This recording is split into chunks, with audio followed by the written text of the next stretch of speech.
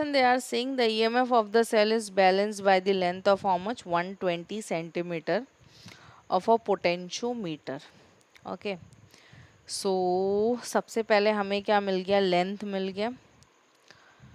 So I am this is a case of was potentiometer, तो हमने इसको L1 ले लिया है एंड ये कितना दिया है 120 centimetre. When the cell is shunted by a resistance of how much 10 ohm. अगर आप लोग ने सॉल्व किया है तो शंट वाला केस किसके उसमें आता है, इंटरनल रेजिस्टेंस के केस में आता है. ओके, जहाँ पे हम इंटरनल रेजिस्टेंस डिवाइड करते तभी हम रेजिस्टेंस को किस में लगाते, शंट में लगाते. सो यहाँ पे कितना रेजिस्टेंस हमने शंट में लगाया है, कुछ 10 ओहम का रेजिस्टेंस हमने शंट में लगाया है. The balancing length is reduced by 20 centimetre.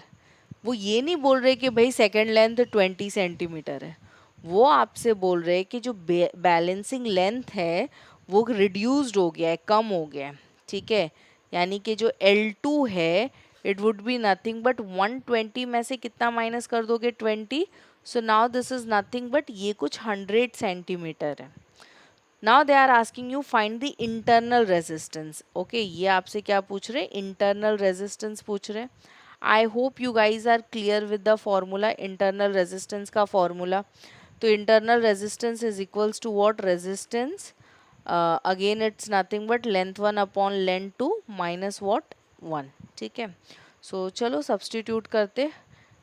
पहले तो फॉर्मूला एज इट इज लिख लो. Capital R 10, length 1 120, length 2 100 minus like 1. सबसे पहले हम ब्रैकेट को सिंप्लीफाई करते हैं. ये 0 0 कैंसिल हो गया इसके केस में. 12 अपॉन 10 कहना इसे ये 1.2 होगा. 1.2 में से अगर आप 1 निकाल दोगे तो it would be nothing but 0.2. Simply multiply करो इसको, you will be getting this as how much 2 ohm. So काफ़ी सिंपली हमने इंटरनल रेजिस्टेंस जो है वो डिटरमाइन कर लिया. इंटरनल रेजिस्टेंस हमारे केस में कितना है, 2 ओहम है.